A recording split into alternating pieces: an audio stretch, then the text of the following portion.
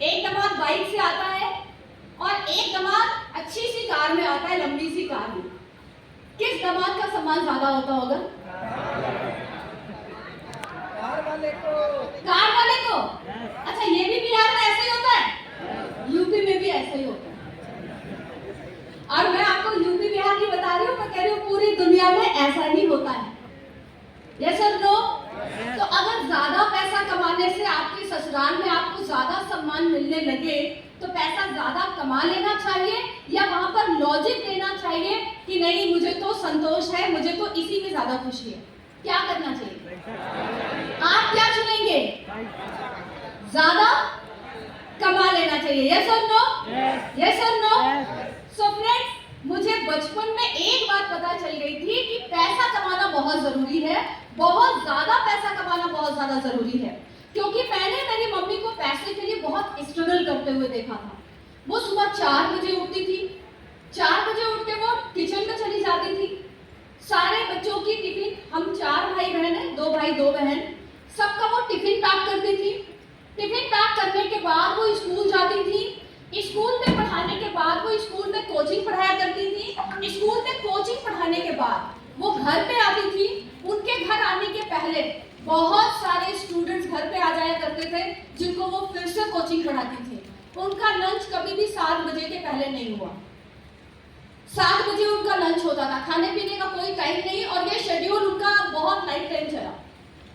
बहुत संघर्ष कर करके कोई शादी फंक्शन ऐसा मैंने नहीं देखा जिसमें मेरी मम्मी पार्टिसिपेट करती थी। बहुत ही कम फंक्शन में जाना, क्योंकि उनका शेड्यूल इतना ज़्यादा टाइट था, इतना बिजी रहती थी कि वो कभी किसी फैमिली फंक्शन में पार्टिसिपेट नहीं कर पाती थी। और धीरे धीरे बहुत सारे रिलेटिव्स इस बात से उनसे नाराज भी रहते थे कि ये किसी फैमिली फंक्शन में नहीं जाती। उसका कारण था कि वो बहुत बिजी थी, और दूसरा कारण था कि पैसों का चैलेंज था। कहीं पर भी अगर आप जाएंगे पार्टी में, फंक्शन में, तो बिना पैसों के आप जा सकते हैं? अगर आपके रिश्तेदारी में एक महीने में 4 शादियां पड़ जाएं, बजट कैसा होगा? ध्वस्त हो जाएगा? ध्वस्त हो जाएगा या नहीं हो जाएगा? यस और नो?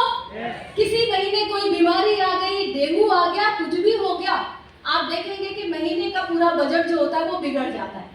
तो ऐसी स्थिति के कारण वो बहुत कम किसी फैमिली फंक्शन में जाया करती थी। और ये सारी स्थिति हम लोग देखा करते थे। मेरा घर गांव में था, और उस गांव में भी एक कच्चा मकान जैसा गांव का घर होता है।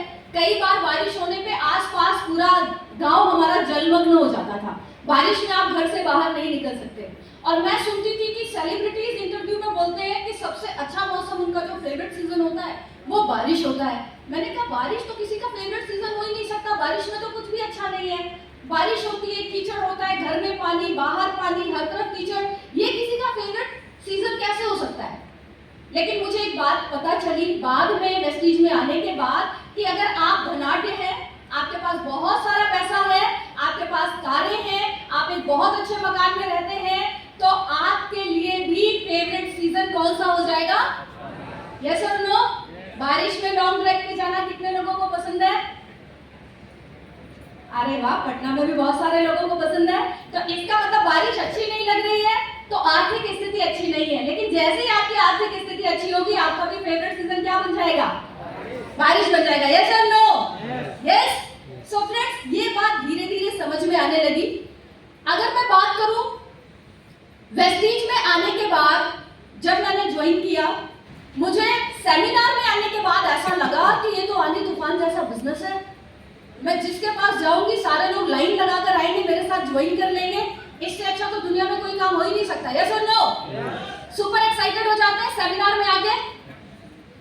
लेकिन जब आप सेमिनार के बाहर जाते हैं तो क्या होता है?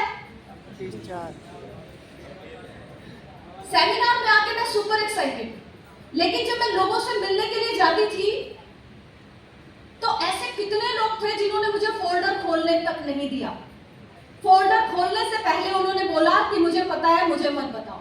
मेरी मौसी ने कहा, अरे ये फंसने फंसाने का काम है, टोपी पहनाने का काम है, मुझे मत बताओ, मुझे पता है, और मेरा फोल्डर बंद करा दिया। मेरे मामा ने मुझे बोला कि ये कंपनी के चक्कर में मत पड़ो, पढ़ाई में अच्छी हो, पढ़ाई पे ध्यान दो, क्योंकि ये कंपनी के चक्कर में फंस के घर वालों का नाम भी खराब करोगी।